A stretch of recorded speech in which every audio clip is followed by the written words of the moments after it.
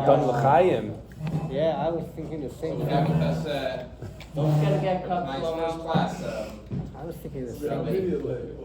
Rabbi Matisyahu Devlin, he, besides being a speaker, does a lot of behind-the-scenes work to make the yeshiva function the way it should. Been on Shulchas, say close to a decade, I would guess, give or take, but in Miami, the past, I think, 5 years, give or take also. We have run out of time. You guys have good or you want? Oh, no, we did not. No, we did not. You want? We have dark. This is fine. Yellow. This is fine. No, this is fine. That's all Under the same. bima, and the bima, and Does the same thing. In the Bima? What, the Johnny Walker, the red label? Yeah, you have a Technique. vessel. Yeah, for sure. Oh, welcome. Welcome to all our visitors. What's I just want to know everyone's name. I'm Shlomo. Okay, Shlomo. Tzion. Chaim, okay. Some people I know. Some people I know already. What's your name? Rabbi, keep You're going. getting into, man. No, I'm going to pour into small cups. I'm pouring into small cups. Yeah, Yosef I know already. Yeah. Ian, okay, nice to meet you, Ian. Yosef. Okay, we've seen you around. I know. Yeah. Shimon. Shimon, okay. Yaakov, Levi. Give some. We'll come back around. Gedalia. Gedalia, okay. Mendel. Oh, hi Mendel. Never met you before. You are? Yosef Yitzhak. Oh, yes, it's okay. What a great name. Thank you. Okay. Tommy. Huh? Tommy. Tommy, nice to meet you. Yes, God. And you guys, you've been floating around just Yeah. recently. Sure. Yeah, so I've seen you around. Okay. I skipped over someone. Mordechai. Nice to meet you, Mordechai. Hey, Yehudi. Chaim. Goodbye. So I am, the rabbi said, Rabbi Devlin or Matisyahu. Chaim. Chaim, everyone. Middle. And I forgot to say in this introduction that this rabbi has been featured, besides being a shliach here, on National Geographic. Wow. Story short, entertaining, and inspiring. The grand introductions, you I know. always like to introduce the speakers. A person passes away, they say all these fancy things about them, you know. It's like. So without any further ado, Rabbi Matisyahu Devlin. So, I was on National Geographic not because of anything particularly special that I did, but they once made a special called, like an hour-long special, called Only for God Inside Hasidism. So in that like hour-long special, they followed a few different people, and there was a couple that grew up in a religious family, and they were now married, they had a number of kids, and they followed also, there was myself as someone who grew up not religious, and at the time I had been in yeshiva for about a year, and they followed also a young lady who had converted, a young lady from England, probably also on the same age, early 20s, like I was at the time. I was 19 actually at the time, and she had converted, and she was also religious at the time, so she still is. So they followed her around. Then they made this documentary. It was very interesting. They didn't really do anything. They just somehow contacted me and asked me to be in it, and I didn't mind, so I said yes. But I get to have a claim to fame. I was on National Geographic. Anyways, so I'm here to share with you just a little bit of a story about myself. Some people probably heard it before. If they're around here a little while, these guys probably heard it a bunch of times. But they came to hear it again. I guess they thought it was interesting. They want to hear more details. Yeah, I'm speaking to the more mature crowd. They're looking to see if they get some more, interesting details they might not have heard before. But I'll do my best. I shared this story a lot of times here and in Chabad houses and schools and different shuls, different places. So sometimes for me it gets repetitive and I get a little bored. And it's also, how much can you talk about yourself? I'm not. I have maybe a little bit of what do you call when you have like a little bit of Ego. a little ego. Good. Everyone has a little ego we have to get rid of. But I'm not that egotistical that I just sit and enjoy talking about myself. But Rabbi Storfer felt it could be meaningful to you, and I hope in some way it can be. You hear a personal story, you hear someone, tell about their life, and it can speak to us, you often you're on Facebook, Twitter, Instagram, whatever it is, and WhatsApp, different stories go around. We see little clips, short videos, little snippets, little paragraphs, little intimate details of people's lives, and so that often speaks to us, and maybe even get a little emotional, and you feel like you have to make a change in your life and do something better. And usually, a few minutes later, you forgot about such moving story that you thought might have a profound effect. So my hope is that, in sharing not just a few minutes, but speaking over the next however much time we're going to sit here for, that perhaps it'll be something that isn't just I heard a story and a few minutes later I forgot, but maybe something specific about my life might speak to you and might encourage you to actually make it tangible, make an actual change in your life. So that it doesn't just remain, wow, an inspiring, interesting story, but something that becomes real, something that becomes alive, right? If you make it practical, if you decide, wow, this story inspired me, tonight or tomorrow I'm going to do this thing, even just one time, one thing, right? You've already made it real. You've made it concrete. It's not just something in, ethereal in the air. So I'll say one more L'chaim since it was poured for me already. L'chaim.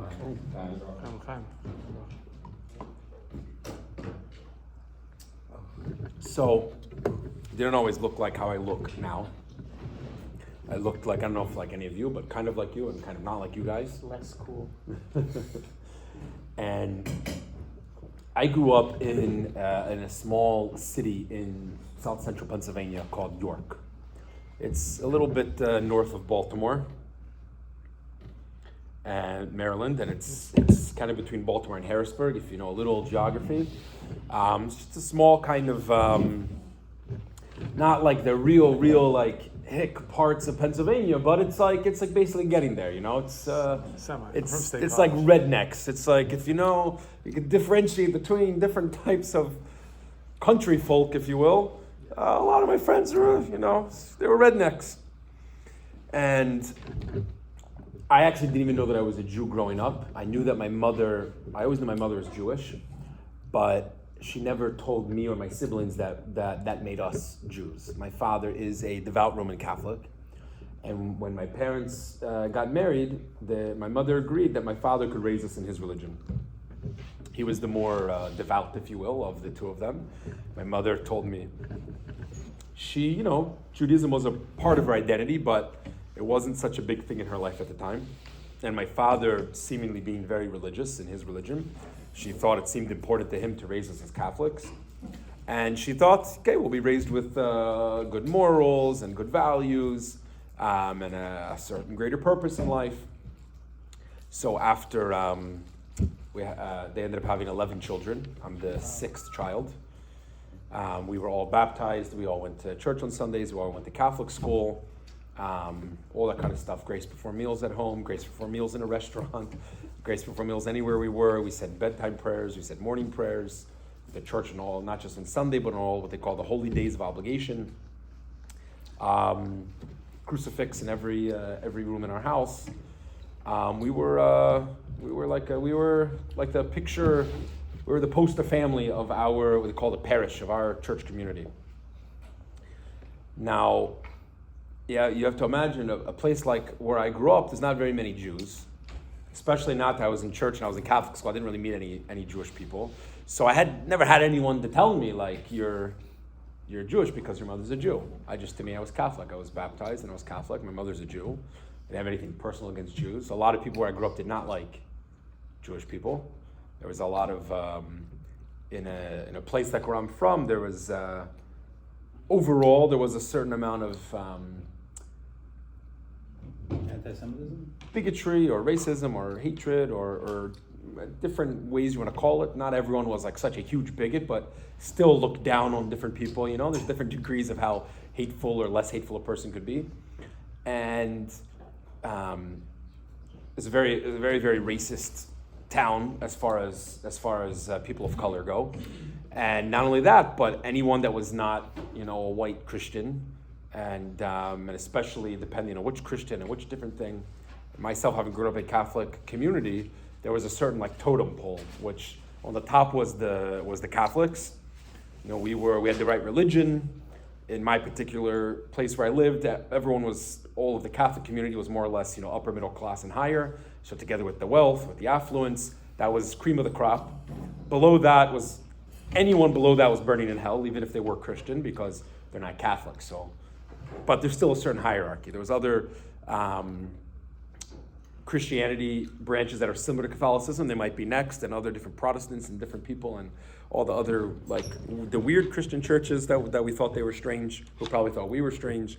And then you get to, like, people who believe in God, okay? Maybe they don't really have Jesus or religion, but, like, they believe in God or something. Okay, they're good people doing good stuff. And you get further down the totem pole, you have dogs are very nice, man's best friend, okay? Then there's, like, black people, immigrants, Hispanic people, and then Jews. They're, like, somewhere down there, like, shoved, like really down low. And really, it's like funny. And I can laugh now because I haven't been a part of that in so long, but there was really this, like, and I don't mean to say that people sat around all day talking about how they hate everyone. It's people live a normal life, and especially I was a teenager, at that point. But there was still kind of an unspoken hierarchy, right? And whenever there was an opportunity to use the humor at other people's expense, I'm gonna joke once in a while. It's not a big deal. Everyone tells jokes. People tell jokes about Jews, and half of them are pretty funny. We can see a non-Jewish comedian get up and make a joke as long as it's not like too bad. It's funny. It can be silly. But nonetheless, there was a certain idea that Jews were less than other people. A big part of it was just like Catholicism itself, the way that I was brought up in my religion, the way that we learned, they're called the New Testament. Built into it, there's a certain amount of bigotry towards Jews, just the way that Jews are portrayed, aside from Jesus and his followers. The rabbis of the times, they called them the Pharisees, who were just nothing more than just the people that followed the rabbinical tradition like we follow today, were made out to be self-righteous, egotistical people, and the Kohanim, the Levites, everyone was made out to be as if they're these like self-righteous, horrible people that hate everyone else and only care about themselves. And when you hear that, and you don't know any Jews, that's like, what else could that breed in society? So it was pretty common Jews were made fun of. I had a lot of friends in my high school, not a lot, a few, that were like, had some type of Jewish lineage, like from their father's side. So they weren't Jewish themselves, but had like a Jewish grandfather, Jewish great-grandfather, who they might have been named after. So actually the quarterback in my class, my senior year, his name was Jacob Goldstein. And you could imagine in like a small town, a quarterback is like, quarterback's like the all-star, he's like the most popular kid in the class. But he had a Jewish name, so it didn't stop him from being made fun of. And people would throw pennies in front of him and say, "Hey Jew, aren't you gonna pick it up?" And like stupid, silly stuff. It's funny. It's funny. It's a funny joke. But you imagine people are constantly saying stuff. There's no Jews around to say it. It's just non-Jewish people making these jokes constantly, saying stuff like this. And that's the G-raid, There's the jokes about the Holocaust and the jokes about Hitler and all those kind of things. But my point to say while I go at length is that I had no connection whatsoever, like in my mind, with Judaism. I had one thing, which was that we celebrated Hanukkah every year. When we celebrated Hanukkah, it was always for Mom. It was like, we have Christmas, we're gonna go to Mass, and we're gonna open presents, and we have the tree and the stockings and all that kind of stuff. But Mom has her holiday. Mom has Hanukkah. It's like the one thing she does for her religion or her culture. So we celebrate with her. It's a nice thing. We put the menorah out every year. We light the candles. We sing some song in Hebrew. And usually my relatives from my mother's side would send, some money or checks or cash or whatever. One of my great aunts used to send a book for all of us every year. And it was something nice. It was interesting. Obviously, I had no friends that celebrated Hanukkah. So it was unique in that way that it was like something only my family did. Even if I didn't necessarily feel at the time that it was, for me, it was my holiday. But it was fun, playing dreidel, making latkes, all that. So I had Hanukkah. But other than that, I had no connection with Judaism, especially when all the people around me had this undertone or overtone of Jew hatred. Like, why would I ever kind of, gravitate towards it? You never felt like a certain feeling growing up? Like? So I had one, yes, I never felt a feeling for it. The only time I really ever felt that, and a lot of my siblings as well, which not everyone relates to, but maybe for us in a way was because we had no other connection. The Holocaust was always like a very, very sensitive topic to us. Even though my mother's family, both sides, both my grandfather and my bubby, from my mother's side, their families came over long before the war. They came over even pre World War I. So any relatives that we had that were in Europe at the time, they were distant, that no one, we didn't know who they were. We wouldn't have known them. So it wasn't like we knew about some great aunt or uncle that was killed or something like that. That's those grandparents of mine, they were born in the 20s. My mother's parents are both born in the 20s here in America. They were first generation Americans. Their parents came over just before World War I. But nevertheless, somehow, whenever, I'm only sharing, normally I don't share, but because you asked, there's a lot of Holocaust movies, a lot of Holocaust literature. There's a lot of books for kids. I don't know if you ever read when you were young. There's a lot of books for like even lower elementary, a lot of novels that are written, historical fiction, about kids escaping from the Holocaust. And I remember I'm reading a number of them. Anytime I got the Scholastic book order, anytime there was like a book that was like the Holocaust, I was like, we always were interested in them. We always got them. It was always like, we always would cry. Remember, we always, from a little age, we always like felt like very like emotional to it. And we always saw like, that was weird. Like, this isn't our people. Okay, it's like our mother, it's like our mom's Jewish and somehow she has some distant relatives, but like, what connection does it have to us? So I grew up a pretty nice life. My father was a doctor. So even with so many siblings, we lived pretty comfortably. We weren't wealthy beyond means. I had a lot of friends that were very wealthy. They came to 16 years old. They show up the next day to school with their new Mercedes, BMW, whatever, Lexus, whatever their parents are buying them. Meanwhile, me and my siblings all had to save up and buy our own cars, But we did live a very nice life, I have to say. I feel very blessed. I grew up in a very comfortable home, a very nice home. My parents gave us every opportunity that they could afford. They didn't have much when they were growing up. And when they were able to make a life for themselves, to be able to give to their kids, they really gave us every opportunity. Sports, music, the arts. My sisters all trained in different types of dance. We went all different camps in the summer, art camps, science camps, math camps. We did the parents just gave us every opportunity. And I was a pretty good kid growing up. I was really into music. I wasn't so into sports. I started off as a percussionist. I eventually learned brass. I learned piano, guitar. In church, I was very involved. I was what's called an altar boy, which basically just means I was at the mass, at the church service on Sunday. There's a few, 2-3 young boys usually help assist the priest to do the service. It's not necessarily anything very special or fancy. You're not particularly have a status it's just something nice. It's volunteer work. I did that since I was young until I was 18. But I was very involved, even over the years when I stopped believing in a lot of Christianity. I still was very involved with the church. It was my community. I felt it was important to be a part of something bigger. I felt it was very important to volunteer. So I was a pretty good kid.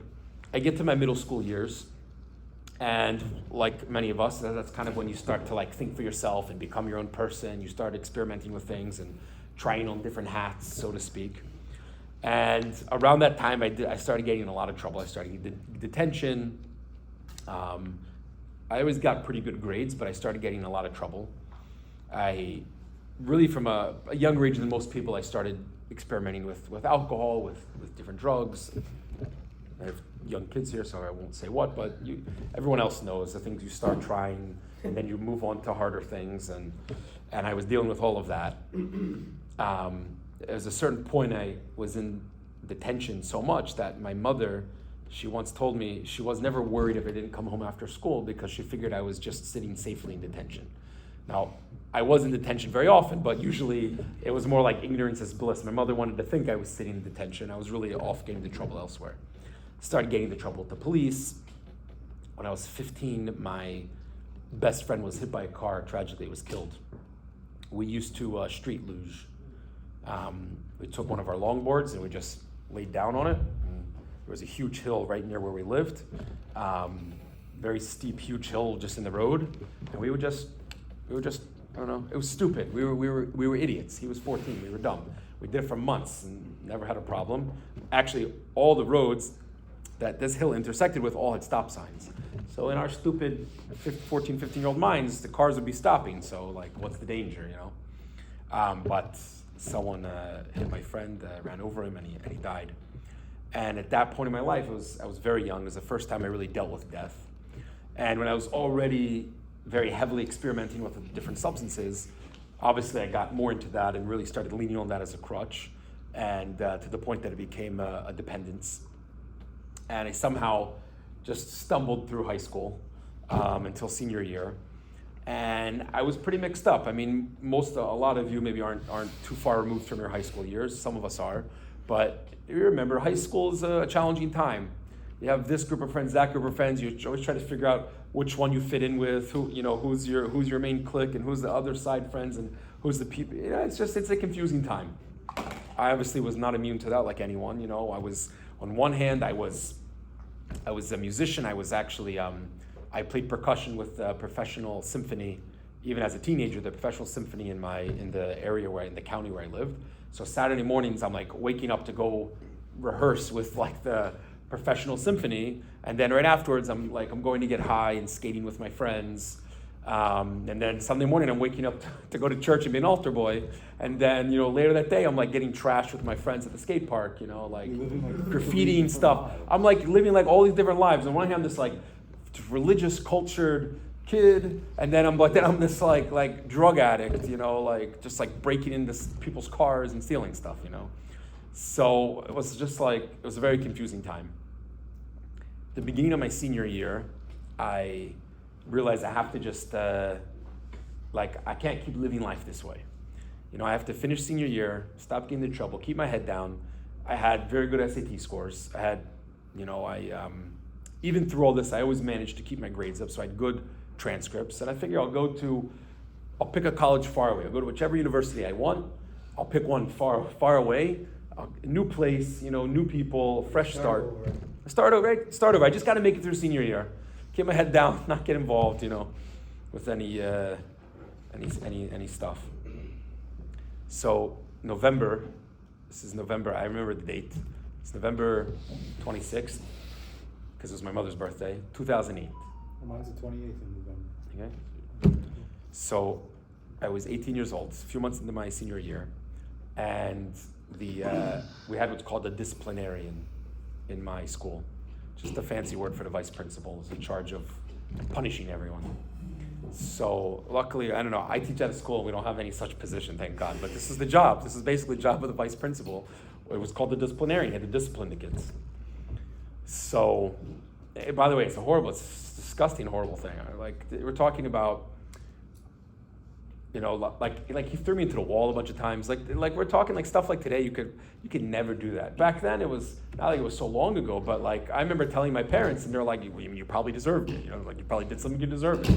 Like, what do you mean? He's an adult. It's just like a grown man threw me into a wall by my neck. But that was Catholic school. So. Oh, it was Catholic school? This was a Catholic school. Oh, that makes sense. Yeah. I would imagine a public school in 2008, they weren't physically abusing kids anymore. But Catholic school was a little behind. Yeah, I have a buddy, he went to Catholic school, but the nuns used to slap him. Mm-hmm. He used to get hit by nuns. Yeah, so I didn't have that. My father He had used to that. get hit by nuns. My father told me, so my father, he would have been in elementary school in the early mid 60s, and he told me the nuns would have you would have to go like this, and they would take, the rulers, the old wooden rulers that have the little metal thing, that little metal thing. They would have you go like this, and they would hit your they would hit the knuckles, and if it was really bad, they would hit these two sets of knuckles. They would go like this, smack it with the thing, and you'd cut. They would cut them all open. They're in freezing cold. He's in Philadelphia, and the freezing cold. There's no heat, and your skin's all dry, and they would just smack it open. I didn't have to deal with that, but I did get choke slammed a few times. So, disciplinarian comes up to my class. I remember I was in it was like a business class, third period, and he tells me I have to come with him, and I'm like, this is really bad. Normally, they have. He doesn't come up himself. They send someone, or they call up over the loudspeaker. Someone has to come down to the office. And I think it's pretty bad. I was high at the time, and I had in my pocket. I had I have to like these kids. I feel these kids never heard of half of this stuff. Say the quant. I have I had more in my pocket, much less. I had like a little thing that had a bowl, like a small bowl, and whatever, just like in my pocket. Paraphernalia. And this guy's like, and he's taking. I'm like, shit, I'm done. Like I am done. He's gonna search me, and I'm totally done. And mind you, I had a duffel bag in the cafeteria. There was a rack where everyone kept their gym bags, and it was like everyone knew that was the bag where you left the money and you took what you wanted. That's crazy. So I had someone get that for me. I had someone get that for me later. But I'm going into the disciplinarian's office, and the disciplinarian, this is even irrelevant to the story, but I just thought it's fun. So they have a lost and found right outside his office. The lost and found is like a big desk right outside his office. So as he's unlocking his door, I'm like, boom, I just drop it, pull it out, just drop it right in lost and found. Like, just looks like anything else mixed in there, you know? And so now I'm giving attitude to the vice principal. I'm like giving him all this attitude, like, yeah, I got nothing. Like, I don't know why you always do this to me, you know. And he starts going through all my backpack, starts opening everything, pulling every little thing out. Makes me take off my socks and my socks and shoes, you know. And I'm like, hey, I don't know what you're looking for. You're always doing this to me. Like, I'm a good kid, you know. And he like shakes my backpack, and I had a pocket knife in like a small pocket, a Swiss Army knife. I used to be a Boy Scout. And I had like my Swiss Army knife. I always carried it with me. Today, obviously, having a knife in school is like, no, you would never even like imagine. But we're talking like, I grew up with like, my friends had shotguns in the bed of their trucks. Like, you understand what I'm saying? Like during hunting season, they had their shotguns, they had their 22s, they had whatever else they had. I never really did that stuff. But to have a pocket knife was nothing back then, especially in such a place. But it's still illegal.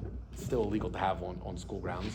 So it calls the police. I got arrested for it. Such a dumb thing. I got expelled from school.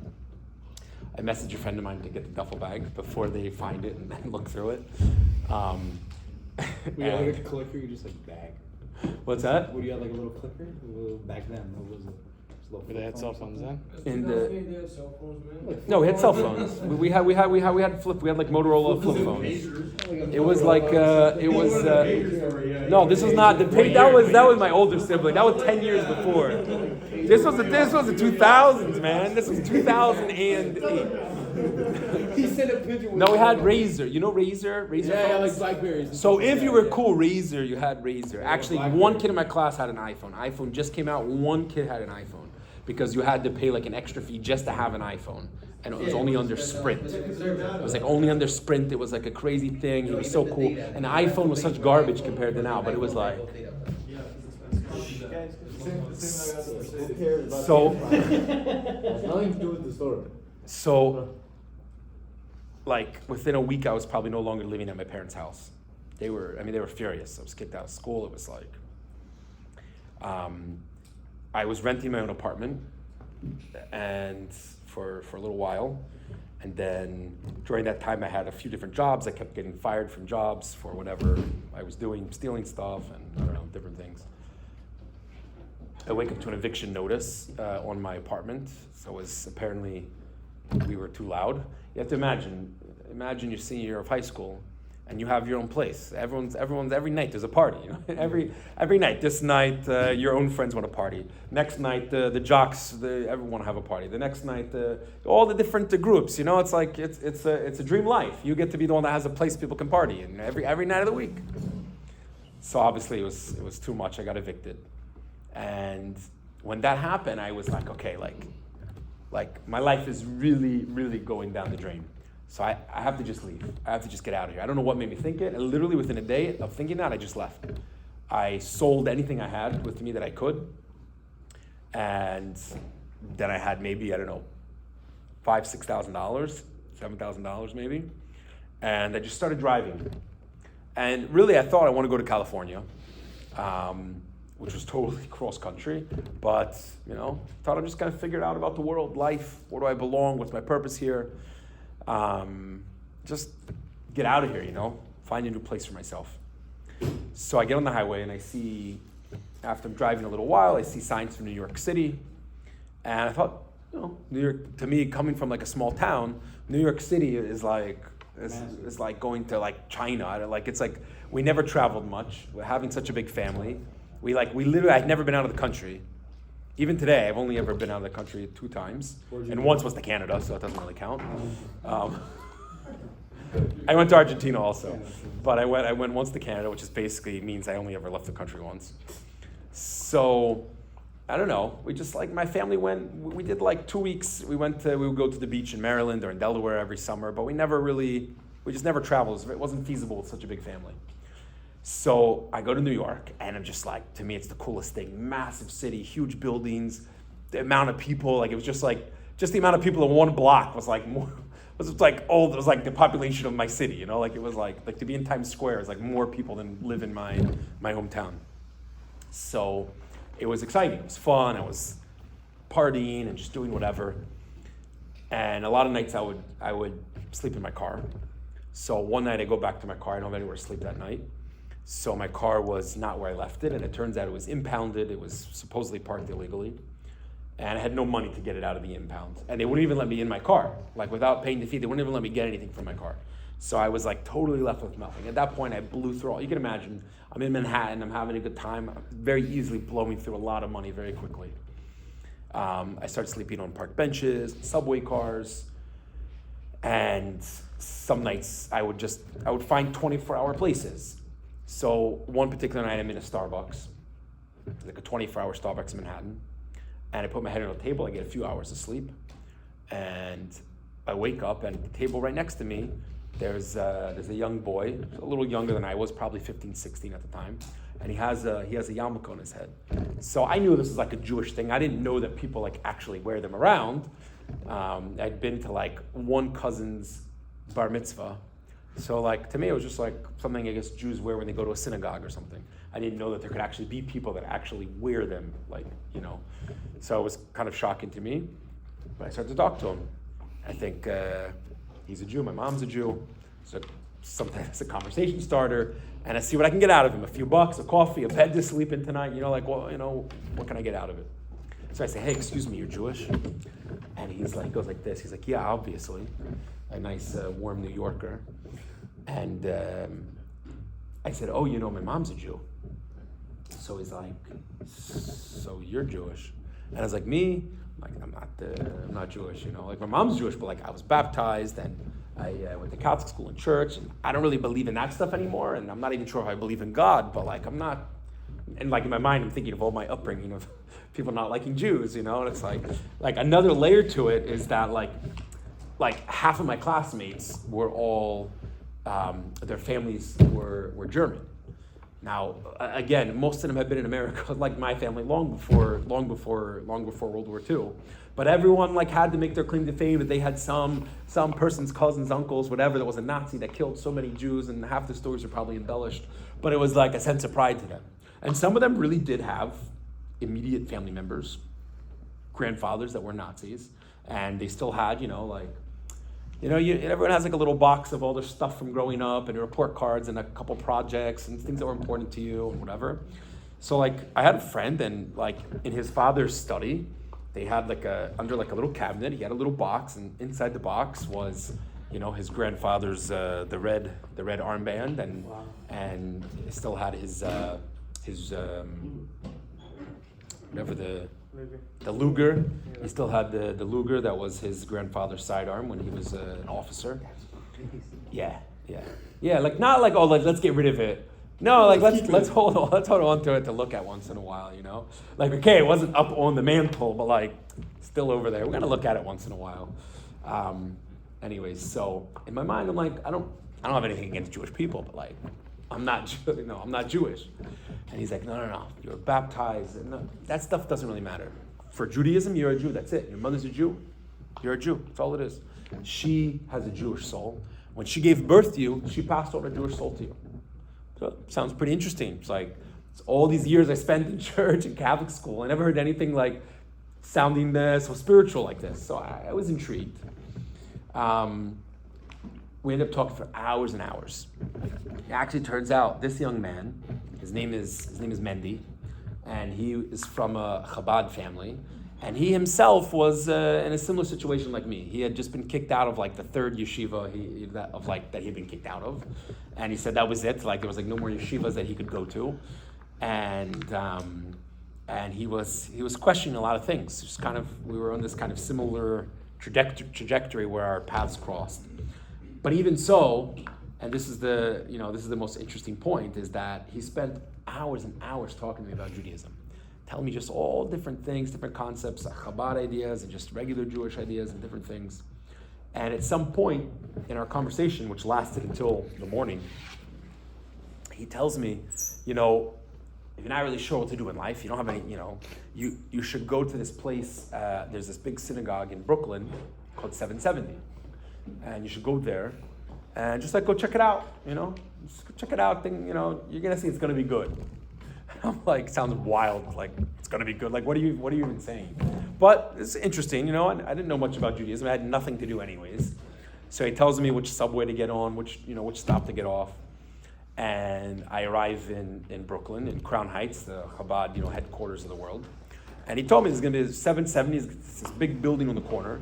I see a lot of people going in and out. He tells me just go in there. It's like the main synagogue of the whole world. That's the way he described it to me. So I go into 770 headquarters, Chabad headquarters, and I'm standing in what's like a lobby. There's coat racks. There's a coffee station. I don't really know what am I supposed to do in a synagogue. I walk into a church. I know what you do when you walk into a church. You dip your hand in the holy water. You have to cross yourself.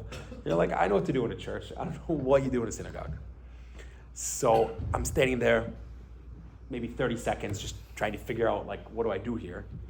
And some guy accosts me, and he's speaking in some language that I don't understand. Very enthusiastic. He's very joyed, but I don't know what he's saying.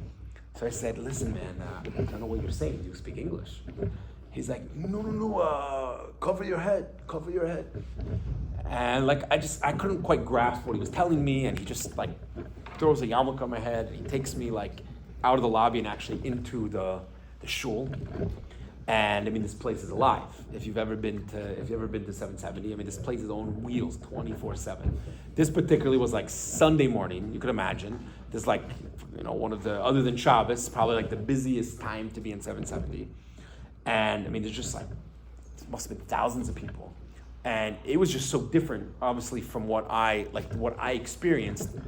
Not to make a direct comparison of a place like 770 and the Catholic church that I grew up going to, but in my mind, the instant thing was to see the difference, what the two things that were going on over here. And I'm looking around, and I'm trying to figure out, ascertain what everyone's doing. And there's people I guess praying. I'm not really sure exactly what's going on. All these people shaking around, but I guess it's prayer maybe. It's people just reading Hebrew books, learning some type of religious texts. People just conversing, hanging out. People taking shots of vodka at 10 o'clock in the morning. And, Keeps you warm. I'm it's interesting, okay. But in my mind, I'm thinking about, I grew up going to a Catholic church. Catholic church, they tend to be at least the more traditional built churches have a certain architecture. They're all made extremely high ceilings. They're made to have that cathedral style, multi-floor high ceilings.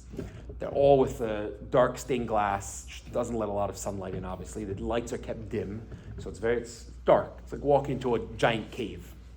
You have the red velvet and all the wood and all the statues. And, maybe to create some type of kind of serious, reflective atmosphere.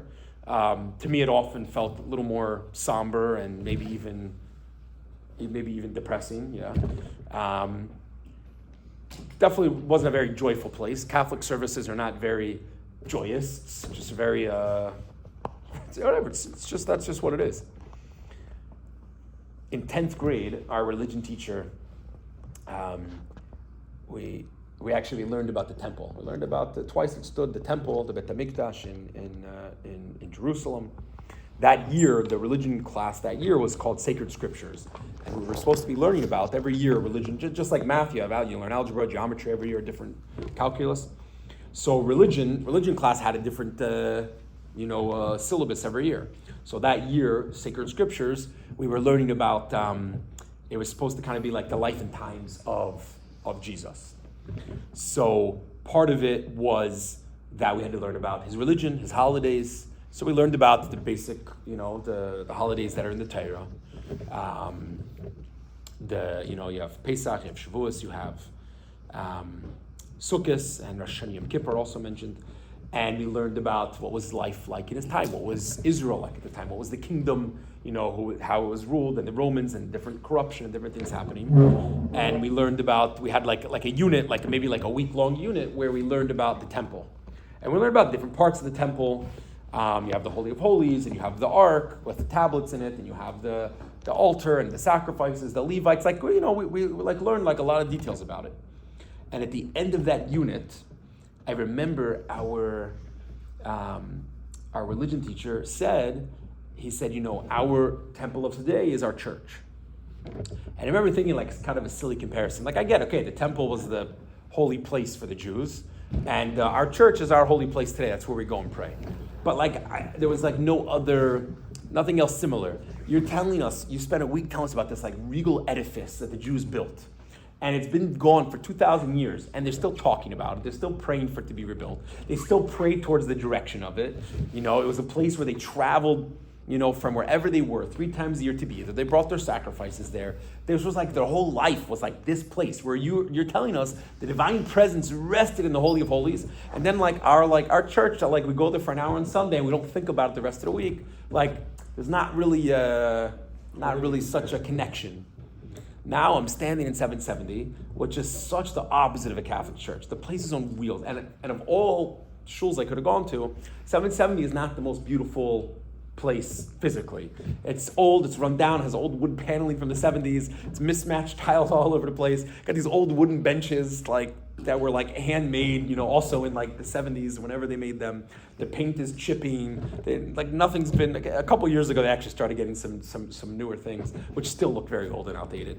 But it's at the same time, the atmosphere was real. The atmosphere was alive. You know what I mean? The atmosphere is buzzing. And I remember I could tell in an instant, this place is a focal point of these Jewish people's lives. This is they come here, they gather here. They're not just here today. You could feel this is a place that is special to them, it's holy to them. And I remember thinking, if we're supposed to make our place of worship, this was in my thoughts at the time, to emulate the temple of Jerusalem, these guys did it here. This is what it should be like. So I'm starting to get excited. But then this guy, who starts asking me if I want to do this tefillin thing. And he says, do you want to do tefillin? And I'm like, what? And he starts going like this, tefillin, tefillin. And I'm like, dude, I told you I only speak English. Tell me in English. I'm happy, I'm here to have a Jewish experience, And he's keeps he's no, tefillin, tefillin, as if I'm going to figure that out. And he says to me, he's like, are you Jewish? And I'm like, listen, I don't know. This guy in Starbucks told me last night that I was Jewish and I should come here. And he's like, what? He's like, is your mother Jewish? I said, my mom's a Jew. He's like, is your grandmother's Jewish? My bubby is a super Jew. He's like, wow, a Jew, not tefillin, best day of your life. I'm thinking to myself, I saw there's free coffee and cookies in the lobby. It's a pretty good day for me, let me tell you. So all of a sudden this guy's it's helping me undo my coat, and it's rolling, it's an Israeli guy. He's taking my watch off. It's dude, I can do it myself, and he's pull my sleeve up. And I'm starting to get a little weirded out because I'm looking around. I'm actually at this point, I'm now towards the front, in the middle, right in front of the Arang, right in front of the Ark. And I have a good view of everything going on. And everyone has this weird sheet with these strings, and they're all shaking this way and that way, and some muttering. Some people really there was a box on their heads and the strap on their arms. And I never saw this. I don't have a clue. Like, I never ever in my life. I didn't saw any of this stuff before. People with beards, like I don't know. I mean, I saw people with beards in York, Pennsylvania. There's plenty of people with beards. Half my friends, a lot of my friends' fathers did it, but half my friends' uncles, they had. No, there was just like a little bit different. There was like. It's always that crazy uncle. There was always like everyone had an uncle, that were bikers or whatever they were. There's a Harley Davidson manufacturing plant in my hometown. So like everyone had a Harley, even if you didn't have a beard, everyone had a Harley. I was left out, just like I was left out of hunting. I also didn't have a Harley because my parents were from Philadelphia. They were from the big city. They weren't from the small town. But it was just weird. The whole thing just started creeping me out a bit. And I thought, okay, fine, I'm Jewish. I'll do this thing this guy wants.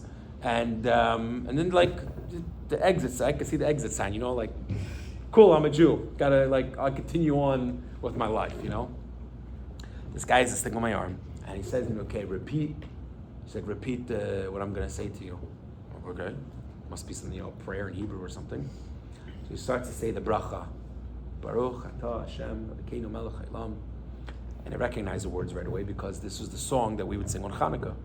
My whole life, I had a mitzvah I always did. Every night of Hanukkah, my whole life, I was there lighting the menorah. So I had no idea what the words meant. I didn't know it's a bracha, a blessing. I don't know what any of it means. But I recognized the words because I said it, 8 times a year, every year. So I got pretty excited because I felt, hey, hold up, I know this. So I said, Lahadlik Ner Shel Chanukah. Not quite the right blessing for tefillin. He started saying Shema with me. And when we finished saying Shema, he actually said we said the entire Shema. And I get to the very end and I say Emet, Emes, whatever I said. So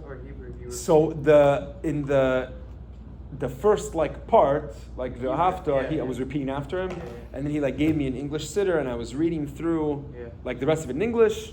But then he also I remember he was like, Ani Hashem Elokeichem Emet. He wanted me to So I remember saying in the end in Hebrew again. And when I said Emet, Emes, truth, it's hard to describe. I kind of call it like a flash, but I kind of recognized and maybe even in a way saw a lot of events from my life. And I saw how a lot of different things going on, each thing that happened in life was it was direct cause and effect for the next thing.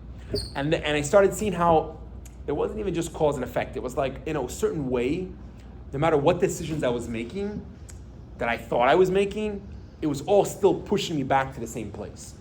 So even in these last, few months of my life, where all these horrible things were happening, where I was expelled from school, and kicked out of my parents' house, and fired from a job, and evicted from my apartment, and I decided I was going to travel and go to California, but instead of west, I went north to New York, and then I got my car towed, I was homeless, I was in this Starbucks on this night, and this boy was there, and he told me to go to this. I mean, the whole thing was just like everything was pushing me to come here, to be in this place, to have this strap on my arm and this box in my head, and to say these Jewish words. Meaning what? That everything was for me to come here and to discover that I'm a Jew. And to be like, wow, I have to live how a Jew lives. Now, I didn't know what I was going to get myself into at that moment in time. But I really felt, wow, like I'm a Jew. I don't even know what that means, but I want to live like a Jew. In that moment. Yeah. In that moment. And it wasn't everything in my life led to me to be there. This was the pinnacle of my life. It certainly wasn't. There was much greater things that happened in my life afterwards. But it was just to kind of see how things move you along and all events are interwoven with each other. And in that moment, this guy asks me, he says, do you want to go to yeshiva? So I'm like, I don't know nothing. The guy just told me I was Jewish like 6 hours ago, And I'm like, is that where a Jew goes? I don't even know what it means, yeshiva. I don't even know what it means, a school. I don't know what it means even. I'm just like, is a Jew supposed to go there? Because in my mind, I'm doing whatever a Jew has to do. He says, Betach, every Jew goes to yeshiva, no question. So I'm like, okay, let's go. So he takes me half a block from 770 to Hadar Terra. There's a yeshiva for Bali Tshuva, much like this place. It's been around a little longer. It was founded in the 1960s, in the late 60s, when there was still hippies around. A lot of Jewish hippies were coming to 770. They were coming to see the Rebbe, to see Farbrengens. You know, Jews we've always been a very spiritual people. A lot of hippies were Jews. Jews were actually a big part of the promulgation of the hippie movement. Not necessarily the kind of free life promiscuity of it all. I'm sure they were doing that also, but the kind of spiritual awakening, that side of the hippie movement, actually a lot of those leaders of the hippie movement were Jews. So a lot of Jews were coming to 770, and it wasn't exactly such a big thing yet in Chabad. The Rebbe hadn't yet fully put, shluchim, Chabad houses, doing mitzvahim, giving Jews, matzahs on Pesach and menorahs on Hanukkah. That wasn't like in super full swing yet. So to an extent, but it wasn't like so big yet that so many people not religious would come to Crown Heights and come to 770. And there wasn't yet, nowadays you go to 770, every other person, their parents or grandparents are Balei Tshuva. At that time, it was like just the beginning of that. So a lot of the people at the time were people like their families had been religious for many generations, and to have not just non-religious people, but like hippies, it was like a whole nother, it was like a lot of people were very worried and concerned about it. But there was a holy rabbi, Yisrael Jacobson, who was like, we have to learn Torah with these Jews. And he sat them down in the back of 770, and he would have classes with them and try to speak to them in their way. And he started having regular classes whenever there was hippies there, where they'd get them together and learn with them, and they started making regular seder of it. And eventually it turned into a full-fledged yeshiva over the years, which today is called Hadarat Torah. In Crown Heights. It's in Crown Heights. It's like 300 down. So I walk up to the building. It says in huge letters something in Hebrew on the front, and it says in English, Rabbinical Seminary. Oh, okay. And in my mind, seminary, that's where someone goes to become a priest. And Catholic priests don't get married, and ain't nothing good that comes from that. So I'm like, I don't know. Like in my mind, all religious people don't get married. Like if you're like the clergy, you don't get married. That's how I grew up, So I'm like a little bit like weary about this, like sort of seminary, like okay, but like let me like see what it is. So my luck was they were serving breakfast, and I hadn't had like a real meal in a while at that point. So I had some food, and someone told me, "Oh, like, are you new here? There's like whatever." And I wasn't like divulging my whole life like I am now with people, So I'm like, "Yeah, I came just to learn a little bit about Judaism or whatever I might have said, something like that." So someone tells me, "Oh, there's like a beginner's Gemara class coming up." I have no idea Gemara. I don't know what that means. I asked him what that is. He says the Talmud, as if the word Talmud meant anything more to me than Gemara. Like I'm just like, sure, yeah, let's learn it. The Talmud, So I sit down in this like beginner's level class. I don't have a clue what they're talking about. I don't have a clue what in the world they're talking about. But there was a little bit of like trying to follow like the logic of it, like the kind of back and forth. This school of thought says that, the other rabbi's academy says that, trying to bring a proof from a verse and from a story, and then trying to tell each other why their proofs are not good proofs. Like it was intriguing. Do you remember anything what they taught? Like what the class was about? Yeah. Is it Rabbi Wurzburg? It's Rabbi Wurzburg, yeah. It's called the Amukas Eitz. So it's if a girl, before she's married, if she falls onto it's like a hypothetical situation. She falls onto a stick, and the stick would break the hymen, theoretically. So obviously, it's a wild case. So does it affect the ksuba, the marriage document, which stipulates when two people get married, depending on if the woman has been with anyone or not. It depends the amount that you guarantee to give her in the event of divorce, right? So that's the first Gemara I'm learning, and I'm like, what? On so many levels. First of all, this situation of I'm trying to figure out if that's really what they're saying. That if the woman falls on the stick, I'm like what? I'm like trying to figure out why would they possibly talk about it? And then the whole thing of the marriage document, and I'm trying to understand what is this money like. I couldn't exactly figure out is it they're giving it to them when they get married, but then you're saying it's like a document for if they get divorced. I'm like really trying to figure it out, but it was wild. That was not the only thing I was first introduced to. Like this is interesting stuff. These Jews, they're learning the good stuff. Don't learn about that in Catholic school. So, the rabbi that gave that class, when he came into the class, he says, he's like, oh, we have someone new, welcome, what's your name? So I told him, I said, I'm Matt. So he said, no, what's your Hebrew name? So I was like, well, my full name is Matthew. It's like, it comes from Hebrew, it means gift of God.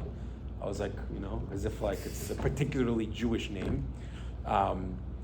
And he's like, no, like your Hebrew name, like by your bris milah, like you got it. And I'm like, I don't even know what that even means. I don't know what he's talking about. He's like, okay, how's your Hebrew? I'm like I don't know nothing. In my mind, I'm like, I know 4 Hebrew letters. I know Nun, Gimel, Hey, Shin. I know from the dreidel. I know those letters. I don't know anything. So after class, he takes me to his office. We talk a little bit. He's like, are you Jewish? And I'm like, I was in Starbucks last night. This dude told me I was Jewish. I should go to that big synagogue on the corner. He's like, what are you talking about? So I told him the whole thing. I don't know. I sat in 1 or 2 more classes and I left. I was like, cool. I'm learning stuff about Judaism. Cool. This is what I set out to do. I left my hometown because I want to learn about myself. I want to learn about my place in the world. And okay, I'm a Jew. I'll always cover my head. I won't eat pork. Whatever 5 things maybe I knew about Judaism. I'm like, yeah, I'm going to do that. And I got to continue my journey. I got to find a way to get some cash. Got to get my car. And I got to start heading west, get to California. So that night I'm in another different Starbucks. And I'd actually given up. In that moment, I was at a point where I literally had nothing. I had a Subway card, and that day I had swiped my card, and the Metro card said it was out of funds. That was my last money that I had. So I felt like that's it. I'm literally totally stuck. I can't even get around the city that I live in. I'm totally stuck. I have nothing. So I started thinking I have to just call my family. My cell phone was disconnected, but I'll ask for some change, which is a wild day in my mind. It's ask for money. I don't even know what that even means. I don't even know what it means to go ask someone for money. So I'm thinking I just have to get 2 quarters from someone. I have to go to a payphone. I just call my parents and just apologize and tell them to come get me. But I was a stubborn 18-year-old teenager who had put my parents through a lot and was like, even in this situation, I'm going to be the one that I'm going to call them. I'm going to apologize. They screwed me up. It's their fault, And I'm sitting in the Starbucks, and I remember right next to me, I remember it was a bald guy with a red shirt, and it was like this. I was sitting here, the door to Starbucks. I have a very vivid memory. I have a very good memory, so I remember things very, very detailed. The door's over here. This guy's sitting here with his back to me. And I was about to reach over and get his attention, and hey, do you have a little change to spare? And I was it took me a while to build up the courage to ask someone for money. And in that moment, in the door, which I can see over here, there comes in a young guy, early 20s maybe. He's got a short beard, he's got a black hat on. A day before, I would have no idea that this is a Jewish person. I would have no clue. I would think they're someone who's trying to dress like Amish but didn't get it right. Because I grew up near Amish people. So I would think you got a few, not the right hat, you have buttons, that's a problem. He's a few things are wrong. Shouldn't have a mustache. Now I spend all of 5 hours in Jewtown, in Brooklyn, in Crown Heights, and I'm I'm an expert. I know what Jews look like. These are Jewish people. Now you also have to remember, I really don't know, other than my cousins, my bubby, I don't really know a lot of Jewish people. And for all, in my mind, after I spent a day in Crown Heights, I'm really thinking this is probably most Jews. Most Jews in the world, are these religious ones, and my mother's family are just from the minority that are not religious. And this is literally this. I didn't really know a lot. So he walks in. There's a young lady with him who's wearing a very modest outfit, and they sit down at the table right next to me. And I had a cap on, a baseball cap, but I was still wearing the yarmulke. So I took off the cap because I want them to see, we're the same. I'm one of you. I'm part of the tribe, And I'm hoping they're gonna notice me or something. It's New York. There's more Jews there than any other city. It's literally it's New York, and not every Jew is gonna say hi to another Jew. You know what I mean? So at some point I like try to get their attention. I'm like, shalom. And this guy's like, alechem shalom, was machst du, you know? And I start telling him like, like I did this thing. I'm the one doing sign language now. I'm like, I did this thing for the first time. You know this thing? I did it today. So he's like, wow, mazel tov on your bar mitzvah. Tell me, how did you come to put on the film for the first time? So I told him, the spark notes of the story. And he says to me, they were called Cliff Notes actually. It was a different website. They still have Cliff Notes? I thought it switched to Spark Notes. Okay, so we had Cliff Notes. We had Cliff Notes. So he says to me, basically, this young man and young lady, they were on what we call a shidduch date. They were like looking to get married. This is, they're looking to get married. They're both at an age where they're interested in starting a life with someone, and someone, whether some type of matchmaker, a sibling, an aunt, uncle, someone that knew the two parties and thought they might have chemistry and hit it off, set them up on a date. This is maybe their second or third date. And I'm just like, you imagine this type of meeting. This is not like frivolous, like just having a good time. They're like, you have real discussions. You're trying to see if this could be someone that you could spend your life with, start a family with, have common values. You're looking for the same things in life. This isn't a situation that's going to go on for months and months or years and years. They're going to go on 6, 8, 10, 12 dates and then get engaged. That's the situation. So I'm like, just lodged myself into their whole situation there. And, this guy asked me, he's like, where are you sleeping tonight? So I said, I checked in at this table already. So he says, no. It's like, that synagogue that you were at today, that's actually however, he said something I understood, so he must not have said yeshiva. He must have said it's a rabbinic school or something like that. So he said, I learned there. Yeah. He said, I learned there. And all the rabbinic students, we have a dorm around the corner. I could find the extra mattress. I could give you a bed to sleep in for one night, So I end up going back with them to Brooklyn, to Crown Heights, to the neighborhood where they were living, and we dropped this young lady off at her home, and then I go with this guy who's like a French Israeli. I go back with him to his dormitory, and he found a mattress and spare mattress on the floor in his dorm room, and I wake up the next morning. And it's all Frenchies. He was the only one that spoke English. He wasn't in the room. There's a bunch of Frenchies in the room that don't speak a word of English. And try to communicate a little bit. And the only thing we found in common was one of them pulled out a pack of cigarettes, offered me a cigarette. I said, you're talking my language, thank you, And I find myself back at Hadar Torah, at the yeshiva for Bali Tshuva, for latecomers, newcomers, whatever you want to call it. And I basically just became a part of the place. Someone there, like the dorm counselor or whatever you want to call him, just assumed I was like a new student registered there, and he asked me if anyone gave me, was I assigned a room, a bed yet? And I said no. So he said, okay, I'm in charge of it. I'll show you which room has an empty bed. Yes. So I just started sleeping in the dorm of the yeshiva. I don't even know yet about classes, and Yeshiva Seder is pretty intense, Yeshiva Seder, it starts 8 a.m. What's Seder? Seder, like the schedule. Okay. It's the class schedule.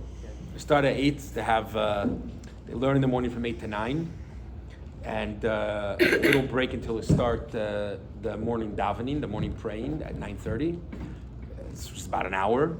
Then there's breakfast.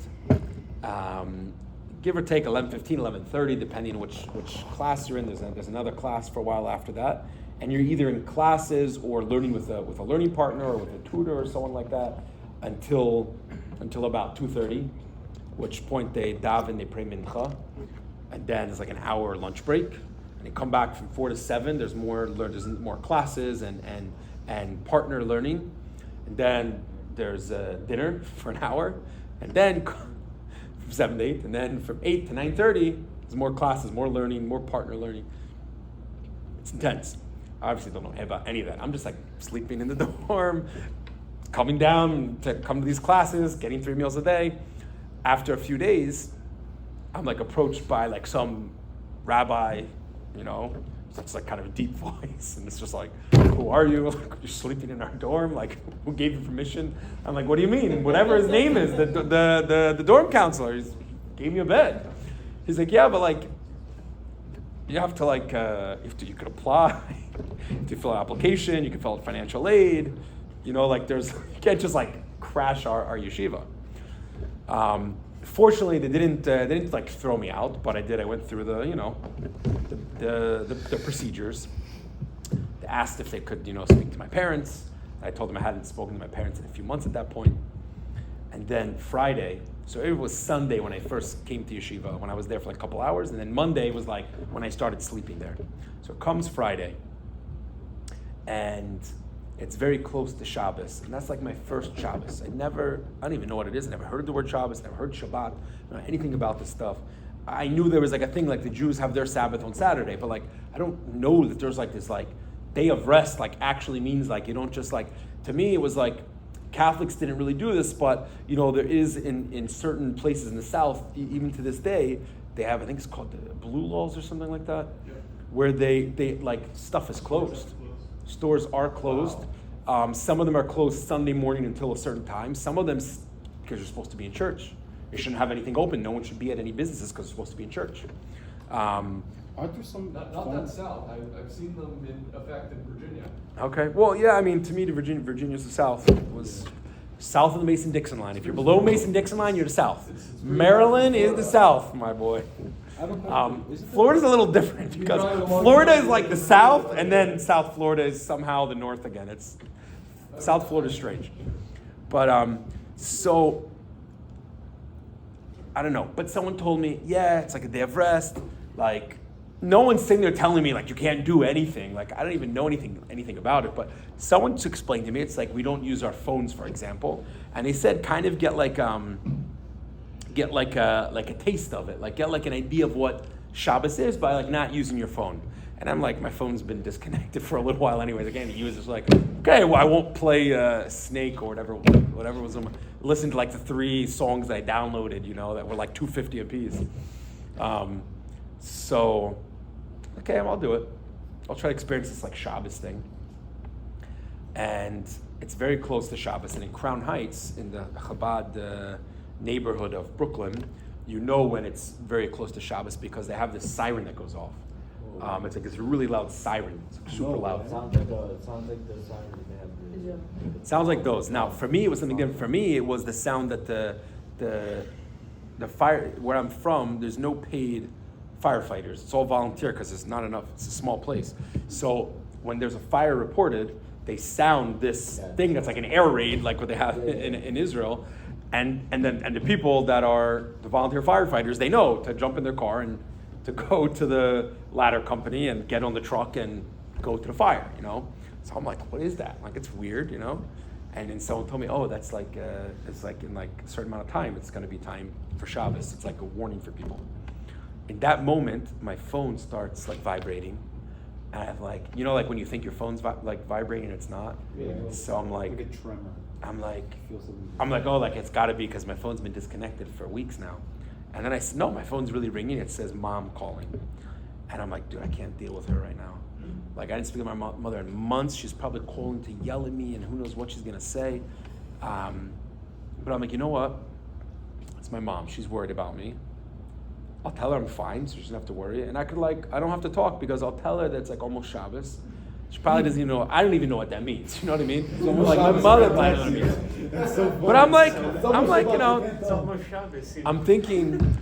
I was by Thursday night, and just the night before, I was by like my first Farbrengen, and at the Farbrengen, the rabbi said this line that even if a Jew doesn't understand something, isn't listening, the neshama is always listening. So now I think I'm a very spiritual person, and like my mother doesn't know, but the neshama, I don't know, like I don't know. I was probably also high. So I pick up my phone. I'm like, hey, what's up, Mom? You know, I didn't speak to her in like 4 months. She's like, Matthew Devlin, where are you? We're so worried about you. Like, please, your father and I just want you to come home. Forget about everything that's happened. Just come home. We want to know that you're safe. And I'm like, no. I'm like, Mom, don't worry. Everything's fine. I'm in yeshiva. which is definitely what every mother wants to hear. So she's like, yeshiva? I'm like, yeah, you know what that is? She's like, I'm a Jew, I know what yeshiva is. She's like, what kind of yeshiva? What do you mean you're in yeshiva? And I'm like, oh, it's Chabad. Like, I don't even know what, I still don't know what that means, Chabad. But they told me it's Chabad. They're like, what? So I'm like, oh, it's Chabad. Do you know what that is? She's like, I'm a Jew, I know what Chabad is. And I'm like, okay, all right. And then my mom says to me, she's like, wait a second, it's Shabbos, how are you on your phone? And I'm like, on so many levels, like, first of all, you didn't talk to your son in 4 months, and you're telling me I shouldn't be on the phone with you because it's Shabbos. Also, aren't you a little bit like wondering how it is your son that was raised Catholic is keeping Shabbos? Like, aren't you a little curious? Also, Mom, why do you know what Shabbos is? And it was just like the whole thing was just like, and my mom was just like, she's like, listen, it's okay, you go, and call me back after Shabbos, like as if that's a normal thing to say. Call me back after Shabbos. Like I'm like, that's a normal thing. That's how we speak. We say, yeah, let's get together after Shabbos, right? But I'm like, here, I'm like looking back. I'm like, was my mother even saying that? Like those. So I called my mother back after Shabbos. First of all, Shabbos was amazing. The first Shabbos ever. It wasn't just like the first Shabbos I kept. It was like I just learned what Shabbos was. I knew I was a Jew for like 6 days, and it was just like going to. It was like here.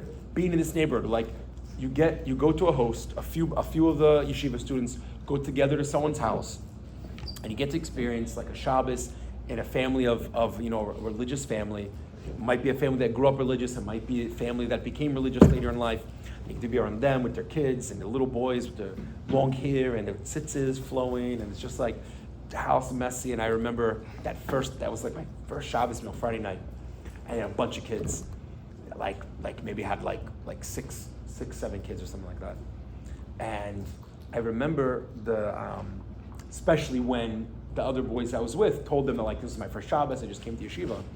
I remember the woman of the house, she's like, oh, I'm so sorry, it's kind of messy, it's just like all the kids, and it's just, we know we'll clean up later or whatever.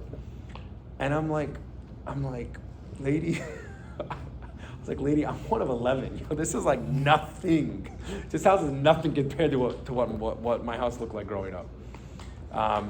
But it was really special. I mean, just the whole thing, like people helping. Like I have no idea what washing your hands and to say Anatilat Yadayim, to say Hamotzi. Like I don't know any of that stuff. But just like going through like a certain amount of like tradition. Like for me, it was like, oh, they're doing like tradition. I don't know. It's halacha and all this like.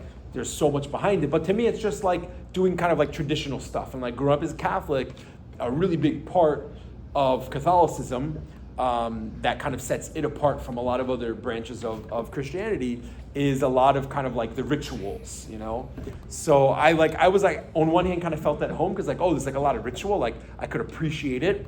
But then on the other hand, everyone's like trying to tell me like on one foot, like all the significance of why you wash and this many times. And like, it's a lot of information people are throwing at me. But I thought like, this is really cool because like I grew up with a lot of ritual and not necessarily with so much like hidden significance behind it. And like here was like every single thing has like 65,000 reasons why they're doing it. And it was just really special. So after Shabbos, I call my mom and she tells me that she kept Shabbos growing up. As a young child, her family kept Shabbos, or some semblance of Shabbos. Their family kept kosher. And my mother is one of 2. She's the older sibling. She has a sister also. And as she was around 6, 7 years old, my grandparents started having troubles in their marriage. And it was really messy. It wasn't very good, the situation. Not that any divorce is not good, but just particularly not good things were happening, and just things fell by the wayside. And one of the first things to go was just Jewish things. They stopped keeping Shabbos, stopped keeping kosher. The rest of their life they were Americans. My mother went to the local public school, and sure, her neighborhood was more of a Jewish neighborhood, but it was like a secular Jewish neighborhood. She had other friends that also had some type of kosher at home, maybe not necessarily outside of home. A lot of her friends did do certain things on Shabbos, like they didn't drive to the shul they went to, or they didn't turn on their TV, or they left the TV on before, and like they had some type of, even though they were doing many other things that broke Shabbos, but like there was still, it was a very, very strong amount of Judaism because a lot of them, like my mother's family, a lot of her friends' parents were first generation American, and their grandparents had come from, like religious, shtetl and, religious, sections of cities and, back in Europe. So they still had a lot going on. Her family, she said, did a lot more than many of her friends. They did a lot more because her mother, my bubby, Aleva Sholem, was very, very strong in who she was as a Jew, and she held on as long as she could, even after all of her siblings. Basically, after they left home, she had a lot of brothers. They went to university. They all became engineers and well-to-do, and they left behind basically all Jewish observance when they left home, and they were no longer living with their bubby and Zaidi in their house, from the old country. And she was her and one of her sisters were the only two that kind of really tried to maintain as much as they could, even as they continued on into assimilate into American society. So my mother knew a lot about Judaism, and it was actually, she was extremely proud. She was very happy that I was in yeshiva. My father was not so thrilled about it. I was a Catholic. I have to go to church, I have to go to mass, I have to be a Catholic in good standing, it's called. I have to go to confession a certain amount of times. Stuff I got to do. I have all the stuff I did when I lived under his roof. And not only wasn't doing that, but I was living as a Jew. And it's a very difficult thing for a Catholic. Even at a certain time when Catholics did really they turned it down on the anti-Semitism, and they turned it down on the proselytization and the attempts to convert. But at the time, it changed a few years later. Thank you, Pope. But at the time, it was still in Catholic doctrine that Jews, like everyone else that was not Catholic, had no share in the world to come and were going to burn eternally in hell. So if I was living as a Jew, which my father also would have to agree, I was born a Jew. I was baptized, but I was born a Jew. If I did not maintain to be a Catholic in good standing, I would not have a share in the world to come. So that's a very strong belief for me. To have a kid who's going to burn in hell, that's a difference. You know what I mean? I'm his kid. It's very hard for him. I spent about 5 months in yeshiva at that time, maybe less, 4 months. And in that time, I became totally observant, everything, totally religious, frum, Hasidic, whatever you want to call it. I was learning. I was learning yeshiva. I was in a place like Crown Heights, where there's 40,000. I don't know how many people live there. Religious people. It was very conducive. It was very easy to keep kosher. It was easy to keep Shabbos. It was easy to learn because I was enmeshed in it. I was excited also. When that excitement began to wear off, I started thinking I don't really know if this stuff is for me. I'm happy to be a Jew. I'm very proud to be a Jew. And that's something I take away from this experience. No one can take it away from me. I'm so proud to be a Jew. But I don't know, all these rules, regulations, rituals, customs, laws, all this, I was literally the one who always went against what everyone said. I wanted to break everything. I wanted to know what the rules were so I could break them, and here I love taking all these rules on myself, and it started to feel like a burden. And I ended up moving back home. I spoke with my parents. They said I could move home. I left yeshiva, and my parents told me if I wanted to move home, I had to agree. I had to finish high school and go to college. I needed to have a job, and I needed to not use. These are normal expectations. They're okay with you staying being Jewish? And so, my father was not happy about it at all. My mother was very happy. But my plan when I went home was that I didn't want to be religious anymore. Mm-hmm. And I remember I didn't even tell anyone in yeshiva. I just left. left. I literally packed up a suitcase. I just walked out the door and left because I knew everyone's gonna tell me, "Oh, come on, try it out a little more. You're feeling down, whatever." I literally just left like a thief in the night. I actually took the tefillin with me that the yeshiva had loaned me because I felt maybe I still want to put them on sometimes, and the yeshiva won't mind because they also want me to put on tefillin. So, I went home. I dropped everything. I went home. I had started growing a beard a little bit at that point. I cut off the beard I was growing. I stopped wearing tzitzit. And I remember a couple days out, I still wore a yarmulke for a few days. And then I remember a couple days after I was home, I guess my yarmulke like fell off at night when I was sleeping or whatever, just like fell off behind the bed, in like the little space, And if you ever wear a yarmulke at night, you experience this like falls in between the fin. So the next morning I was like, okay, whatever, like whatever, I don't care if I'm not gonna wear it. So I went down and I like poured myself a bowl of cereal. And my mother was in the kitchen, and she like notices I don't have a kippah on my head, and she said to me, she's like, she called me by my Jewish name. She called me Matisyo. She hadn't called me that until then. My mother actually told me to get that name. When I called her and told her, I was like, the rabbis in yeshiva said I need to have a Jewish name. So she said, well, when you were born, so my full name is Matthew Christopher. So I always assumed, especially with a name like Christopher, that my name Matthew was for the gospel, for St. Matthew. My mother told me that actually when I was born, she chose my first name, my father chose my middle name, and she called me Matthew because it was a name that came from Hebrew, and she wanted me to like have this like a Jewish name. Okay, not so typical Jacob, Joshua, I don't know, like all other, but like, okay, fine. Especially growing up as a Catholic, it's like very Catholic name. So I got the name Matisyo. It's the name that Matthew, through a few different languages, Matthew comes from.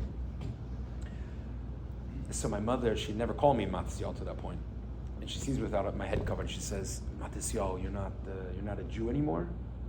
And I remember, I was like it really hurt. My mother said that to me. I was like, wow, like, dang, And I remember wanting to be like, oh, like, tell me the last time you lit Shabbos candles. Tell me the last, you know what I mean? But I bit my tongue. I held my tongue for saying anything rude.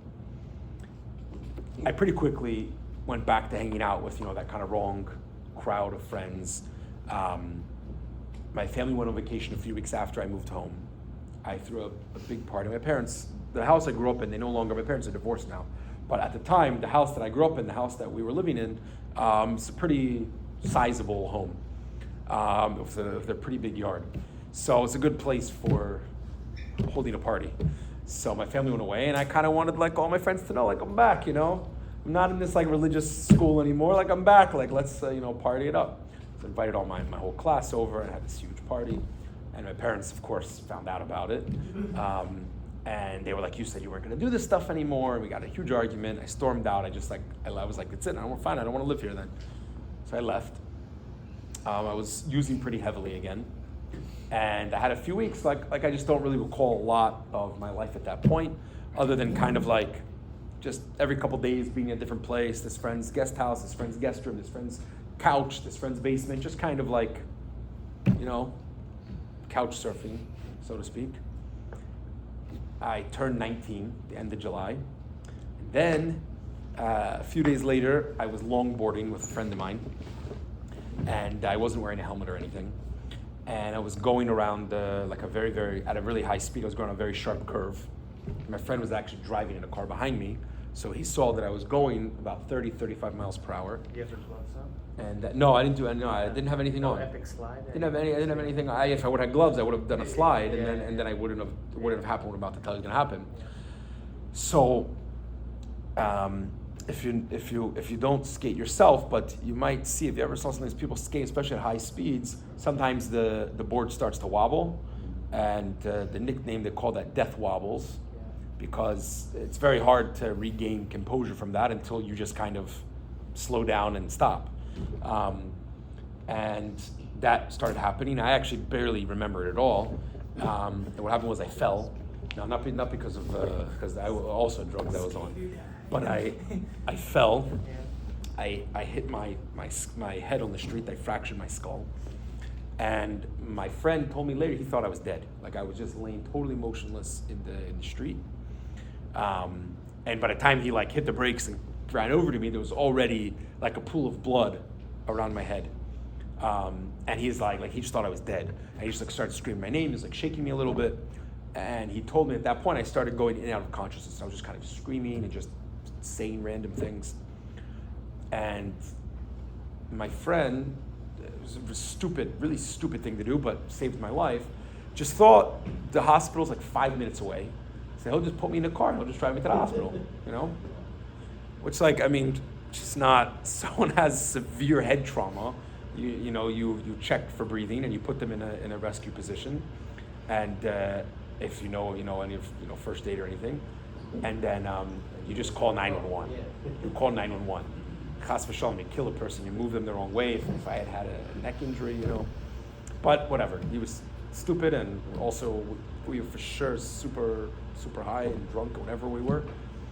Puts me in the car. I bled all over the back seat, which never came out. I remember seeing later he just had he put like a tapestry type of situation over top of the seats in the back. It was not leather seats, it just stained forever. He told me he was going through red lights, going through stop signs. He just was like, he put his four-ways on. He was like waving his hand out the window. He was like honking his horn, just like trying to get there, trying to get people to move out of the way. Pulls up to the ER, and medical personnel come out with the stretcher. They take me inside.